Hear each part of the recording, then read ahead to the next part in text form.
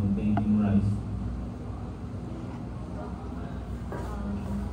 After David Manala's issue a memorandum address, Hilda Bacani, the authorized representative of Metro Rice Mill, informed the district collector that the shipment was occurred, and then she requested to change the description from agricultural product to rice. And then the next day, Bureau of Customs issued a hold order stating that hold the delivery of the shipment and then transfer it to the security warehouse. And then after that,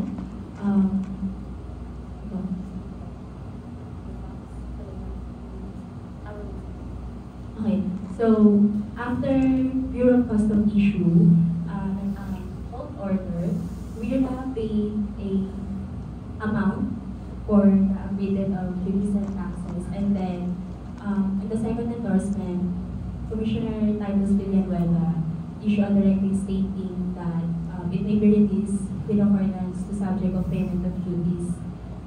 That was issued by NFA, which is 153 NP, with compliance to rules and regulation. And then on November 28,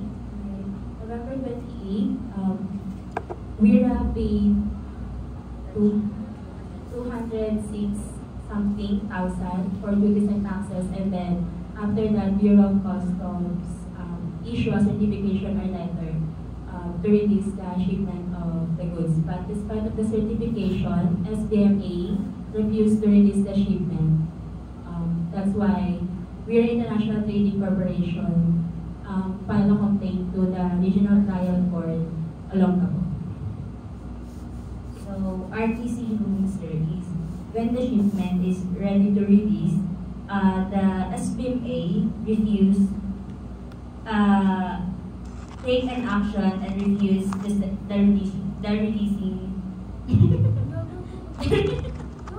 releasing shipment.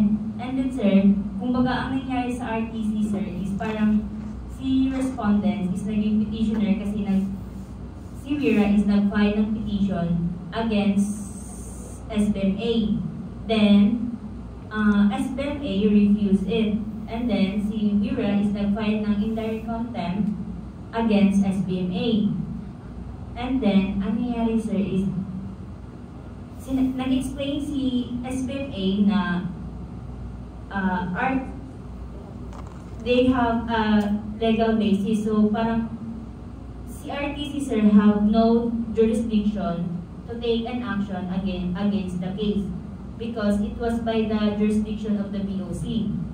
Section 602, subsection G of PCCP, functions of the Bureau that state that the Bureau has original jurisdiction over seizure and forfeiture under tariff law and customs law. Kaya ayun sir, pinabura ni RTC si Wira. Ayun, pinabura ni RTC si Wira.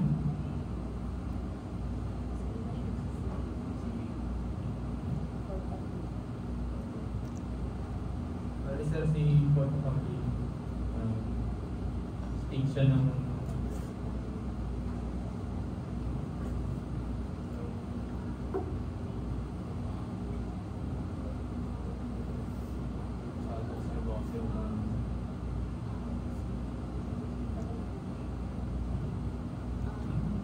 continuation because of the decision of the WIRA, SBMA filed a petition to Court of Appeal, and then the Court of Appeal still favor in WIRA because they believe that the SBMA lack of merit about the petition that they filed against WIRA International Corporation.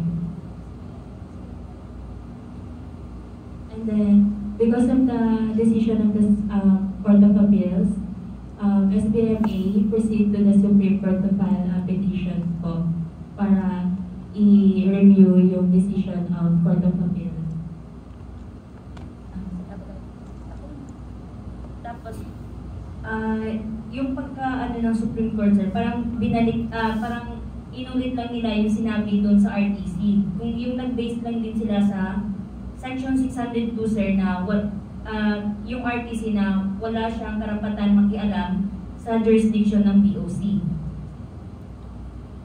Then the final po is SBMA favor Supreme Court favor SBMA because they believe that SBMA acted in good faith po, and they state that the only person or government who has authority to seize the goods is none other than the Bureau of Customs. That's all? Okay, thank you. For my questions, first is I have to ask you regarding the SBMA and also the authority of the Bureau of Customs. What law created the establishment of the Subic Bay Freeport Zone? Yes.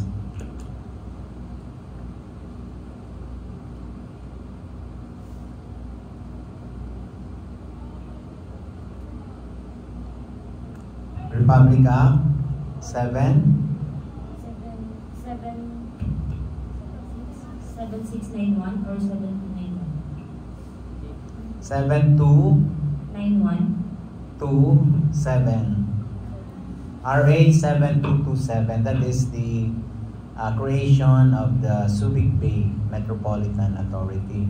Now, what is the purpose, do you think, as the what is the purpose of creating a Freeport Zone, just like Subic Freeport Zone? The SBMA is the one who manages the Subic Bay Freeport Zone. Now, what is the reason of the government for allowing that, or could be our lawmaking body regarding the creation of such facilities or area in the Philippines? Subic. Try ko lang, sir. Maybe because when the ship arrive at the port, hindi naman po lahat is ready to deliver na po. Parang yung iba, hindi po munang i-clear yung So for storage? Yes, sir, for storage po. Do you mean storage is for just temporary unloading of cargos in the Subic Bay? Yes, sir, temporary. Without it could be, no. How about other reasons that could help our economy? That as a main purpose of creating that SBM or that Freeport Zone. How about the people, the employees, the job generation? There are companies in the economic zone, in the Freeport Zone, foreign companies wherein they employed Filipinos. So parang mabigyan yung mga ibang Pilipino ng trabaho. Correct, very good. That's why bringing imported goods, particularly raw materials, that raw materials are being processed into finished products, and then later on it will be re-exported. The raw materials are exempted from payment of duties and taxes. Now, in your case, these are rice. What could be the possibility of converting rice into finished product? No, wala, no, di ba? Bakit? Kaya nga, agricultural products kasi medyo questionable eh. The subject of importation is based on the case is agricultural products. And bakit doon? Anong purpose? So kung if you are the customs officer, magdududa ka, di ba? bakit nag-import ito ng agricultural products? Para saan yan? No? Una, yun na kagad ang ano madidiscover nila.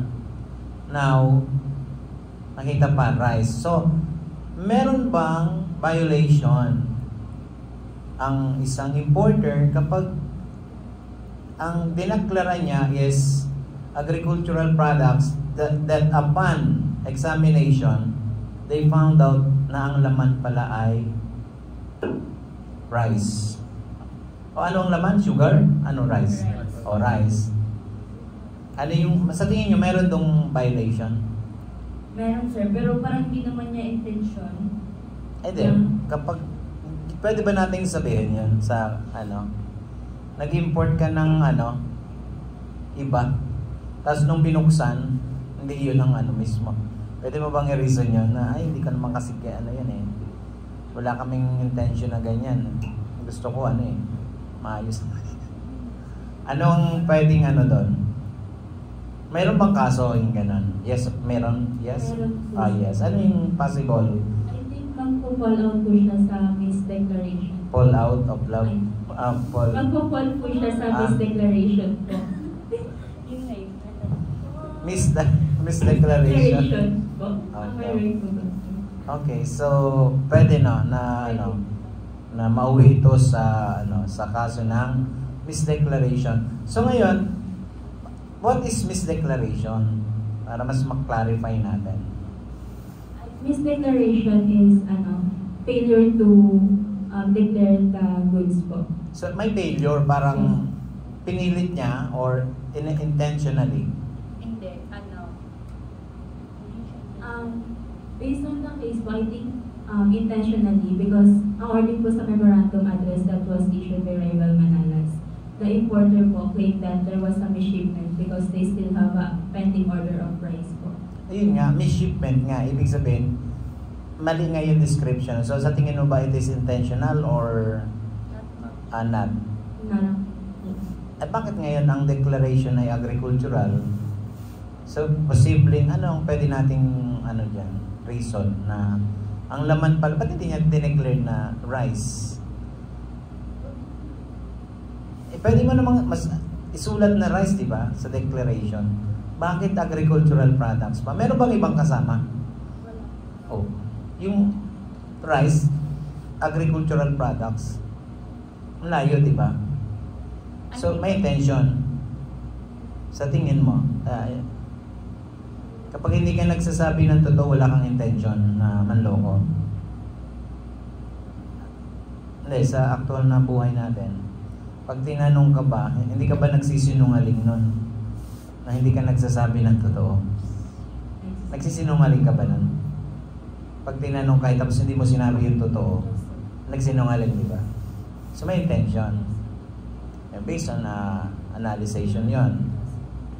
Ngayon, isa pa, ano ang pagkakaiba ng procedure ng under SBMA tsaka ng customs? Ibig sabihin, papailan mo ba ng import entry ang cargo mo sa Subic? Hindi mo naman ito ilalabas ng Subic ng pre-port zone. Ano yun, sir? Di ba kanina usapan yung cargo, yung di ba rice. Kapag ipinasok mo ba ito sa pre-port zone, kailangan mo pa bang mag-file ng import entry? O hindi na? Hindi na po, sir. Kasi I think sa pre-port zone po kasi is duty and tax free po siya. So parang hindi na po kailangan mag-file ng import. Anong ipapile?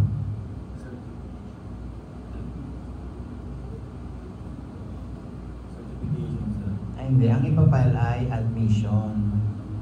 Admission lang. Admission of the imported goods para makapasok sa Subic, sa pre-port zone. Now, kailan naman kailangang mag-file ng import entry? Kapag nasa Subic na, sa pre-port zone na. May sitwasyon ba na kailangan kang mag-file? Yes, the answer is yes. Pero kailan? So, alam niyo naman siguro yung yung customs jurisdiction.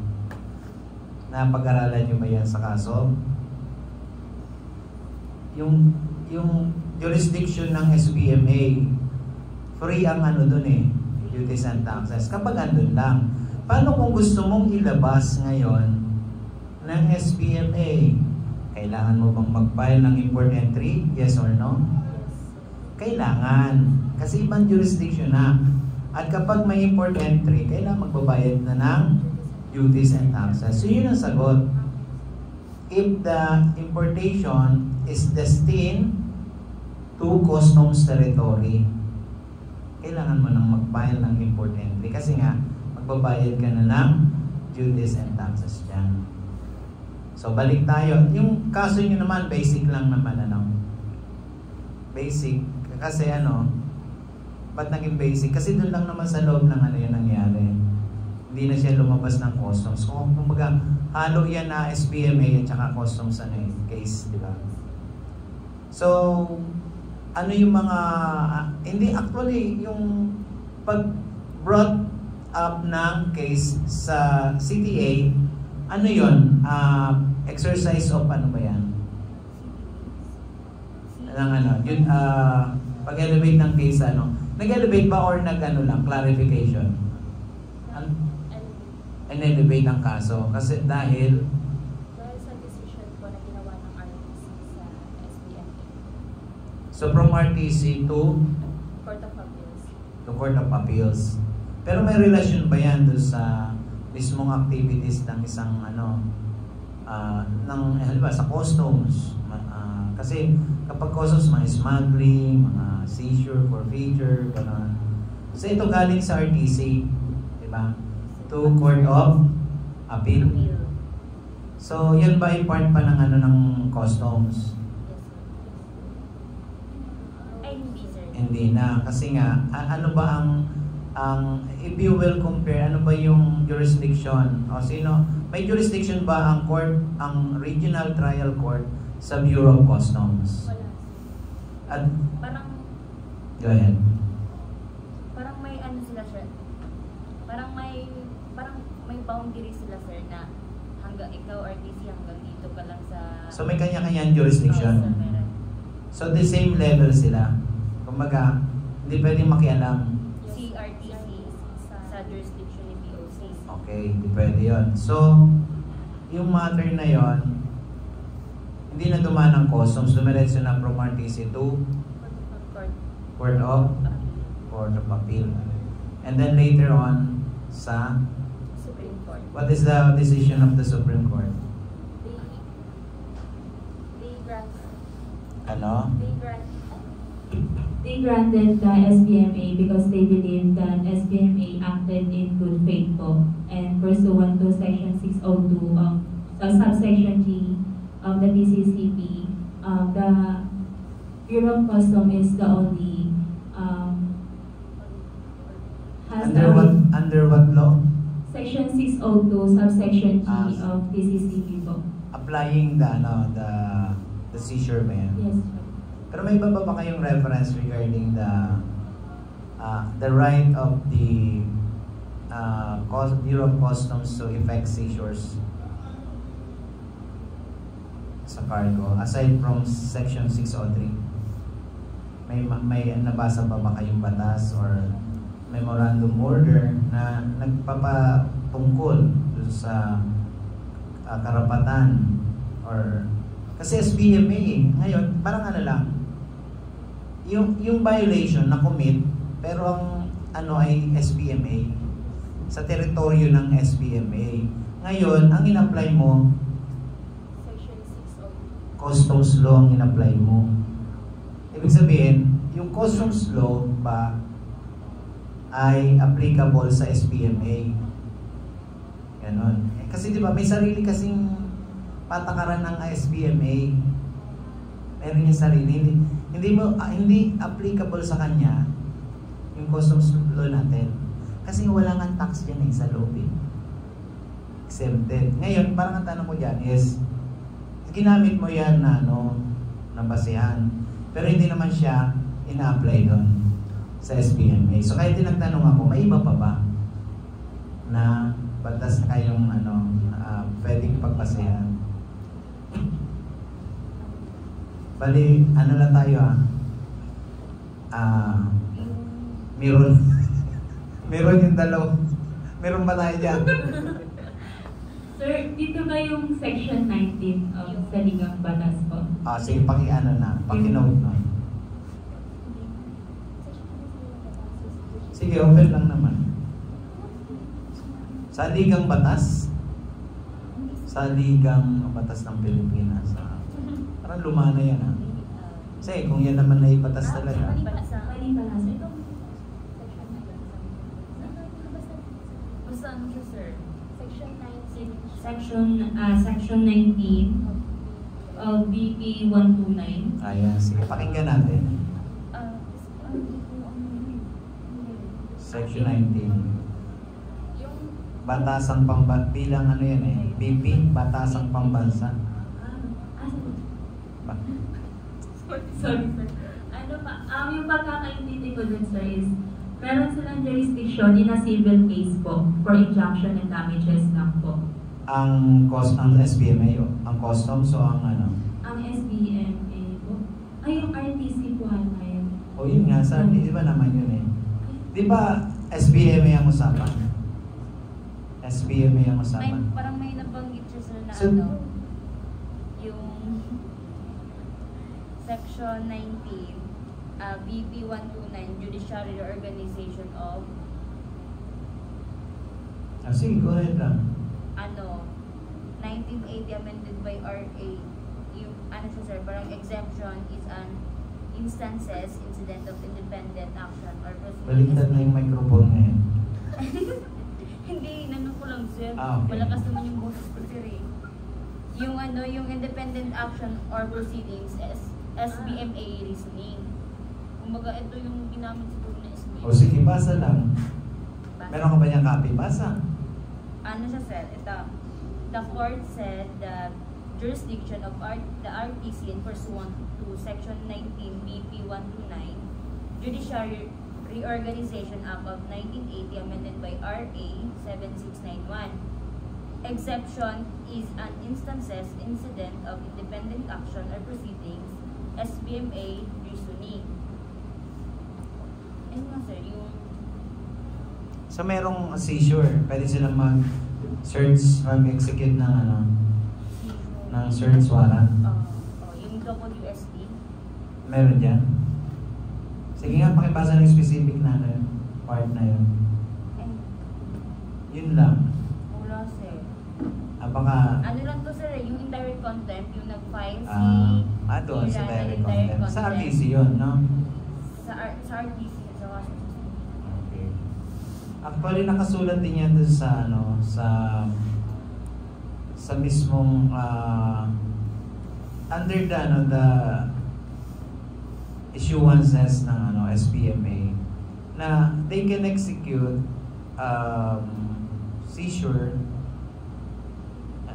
and forfeiture of cargo through the help of Bureau of Customs. So pwede lang kapag kasama nila ang Bureau of Customs officers. Pero pag sila lang mismo, hindi. Yan, pwede silang humingi ng tulong sa customs officer. At sila yung magkakasama, i-seize nila yung cargo. Mayroon ng issuance under the yun, yung mga issuances nga ng SBMA. Kasi ang SBMA, siya yung body nga na nagko-control sa buong Freeport Zone. Sila yung doon, authority. Kumbaga sa atin, Bureau of Customs, pero yung commissioner, gano'n, sila yung doon, authority. Okay, nasagot na natin yung regarding the issuance of warrant of seizure and detention. Okay na, sir. Kayo, okay na ba kayo? Naiintindihan niyo naman yung kaso? Sure? Medyo naguluhan lang yung point. Siguro, iba kasi Kasi nga, marami kasi nga involved na ano dito eh, na agency. Baka hindi siya totally focus sa ano, sa Parang mas customs law. Humaba yung conversation. Kaya no. Bago mag, ano talaga. Hindi lang namin naaral yung ano ng SBMA. Ay, sa SBMA. Kumbaga, dumiretso kami sa ano, yung nag-refuse lang si SBMA. Okay. So, sige. Yung susunod siguro, no? Babasahin nyo. Sige. Okay. Sa sunod, Hindi sir, sorry talaga sir. gusto mo bang magano? Uy, no sir. Ay, bakit ka nag-ano? Sorry na. Okay. Naka-live pala tayo, ha? Uy, sir! Naka-live yun ito, face-to-face. Live to, di ba, kaysa? Uy, sir. Oo. Baka nakita na yan ang aking ate. Sabi niya, ano ba itong pinagsasabi ni Isa? Meron nga tayong audience, tumabi sa inyo. Wala pa nasabi Zeta. Wala, di ba? Wala. Sige, mag-comment ka nga Zeta about your case. Wala. Sige, paano ka pumasa? Paano yan? Sige, anong masasabi mo sa kaso? Ano yung mga napag-aralan mo, na-realize mo upon reading the case? Mag-share ka naman. Louder. Yan. Sir, for me, sir, yung naiintindihan ko lang dun, sir, yung sa shipment ko, na nag-declare ko ng price sa rice po, na yun nga, na ano, sir,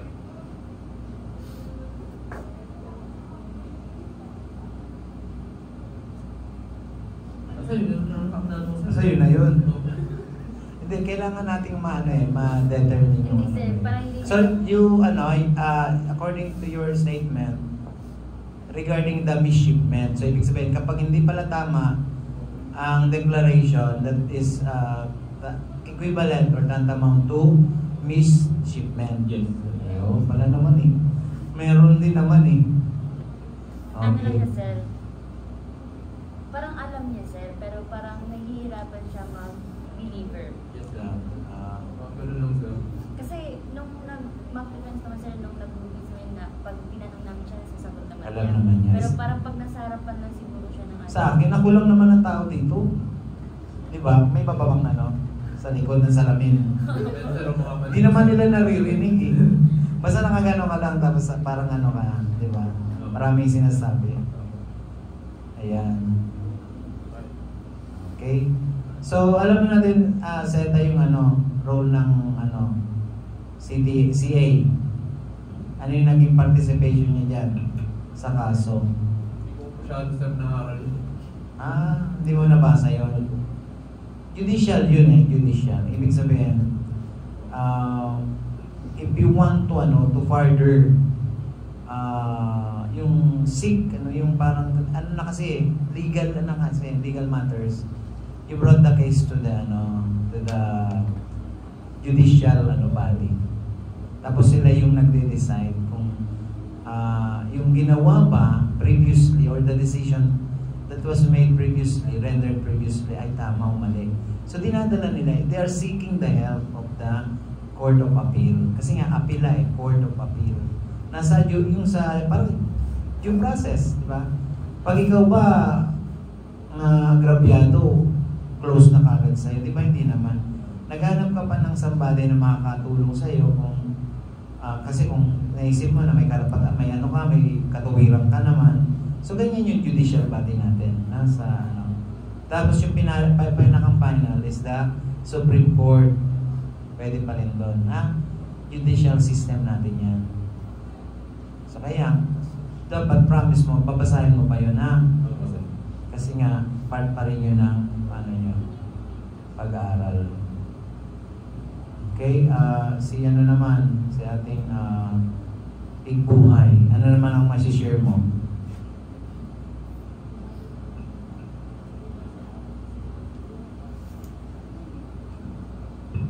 Yan. Sir,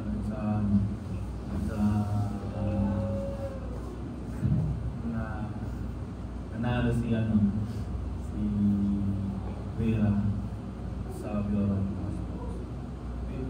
sa kay ano, sa Nanalo ba si Wira? Di ba? si O hindi raw. Ano ba yung point mo? Inaano niyo daw po yung kung ano yung naging flow po. Kung, Yung flow ng pagpapile ni Wira ng petition, ng process ng kanyang ano. Sige, ano ba? Ano mo doon? paano po sir, parang nanalo si sa Bureau sa RTC na yung request, yung petition nga sa RTC, Greenan.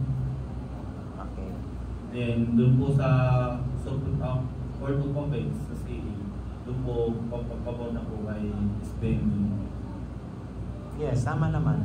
Pabor na po kay SBM. Doon na po na nanalo po si SBM. Okay. So meron pa. Sige, sharing na lang. Since you are the last group, paano ba kayo nag-organize? Naisip nyo ba na magkakaproblema kayo? Naisip nyo ba? Ano yung mga yung preparation sa kaso? Pag-aaral ng kaso? Ano sir, yung binigay yung case sa amin, unang naisip ko is itoka-toka yung part para in case na magtanong is madali na lang namin masagot. Kaso, yung ibang member namin is nahihirapan silang mag-catch up or intindihin yung kaso. Kaya kahit nagpa-groupings po ako nun, record po kasi mag-groupings kasi hindi po unity yung sagot namin ng mock defense. Kahit nag-groupings po kami nun, wala pa din pong naging good result po. Kaya parang nabaliwala lang din po yung effort namin. Kahit tinry naman namin yung 100% best namin. Pero all goods naman yun. Parang i-survive naman po. Okay. Miss Latingan. Ayun lang sir, yung sabi ni Fernandez. Kasi pag ano siya sa GC, nagko-cooperate naman ako lagi sa kanya. Yung ano lang talaga, yung minsan pag Go ahead. malayo si Zeta, minsan na relate siya sa mga group study. Tapos yung, syempre sir, busy din kami. Tapos parang minamanage lang din namin yung time. So, pagdating niya sa place na yon, patapos na. Alam naman i-extend pa namin sir, may gagawin din kami sa bahay. Yun. Kaya binigyan na lang namin siya ng aaralin niya na straight to the point. Sinolusyonan niya naman. Oo nga. Nadadamay tuloy, no? Bakit ka na-relate? Sir, may ano lang kasi ako sa hotel. May dinaanan lang po kasi. Ay, kasi ako na Alam mo ba yun sa Bisaya sir na may term kami sa Bisaya. ano yun? Wala na sir. Sige. Nakakaintindi ka sir. Oo naman. Ano ba siya? Bisaya ba siya? Hindi. Yung parang, Maganda kasi ang salitang Bisaya. Gusto kong marinig niya. Sige, ano naman? Unsa man na? Unsa? kumbaga kung si Zeta sir, kumbaga gihukaran na mo siya, tapos mukhaon na lang, dili pag hindi may Ayan, Zeta. Don't worry, di ko rin naiintindihan yun. Oo. Bisaya. Ano ka ba nung ano mo? Waray sir yung tatay ko eh. Waray? Ay, hindi kayo pareho ng ano? Okay. Magkaiba po. Magkaiba na po. Ano yung masasabi mo sa kanya? Yun na lang yung Bisaya. Sa Bisaya? Sa Bisaya. sige nga. Pagpun sa imo. Ewan mo sa kanya. Ay, nagkakaintindihan nata kayo. Okay, so with that, congratulations to your group. I hope na magamit niyo pa further itong natutunan niyo dito sa activity na to. At ayan, maging tuloy niyo pa yung pag-aaral, no? Kasi yan yung talaga mararamdaman sa application yung yung binabasa yung mga batas dito sa customs. No? May board exam, may research defense pa kayo next year, next, marami pa kayong di ba? Kailangan i-effort. Huwag lang kayo mapapagod. Tuloy-tuloy lang, no? Hanggang sa maging successful na tayo sa buhay, ha? Okay. Congratulations to your group. Thank you, sir.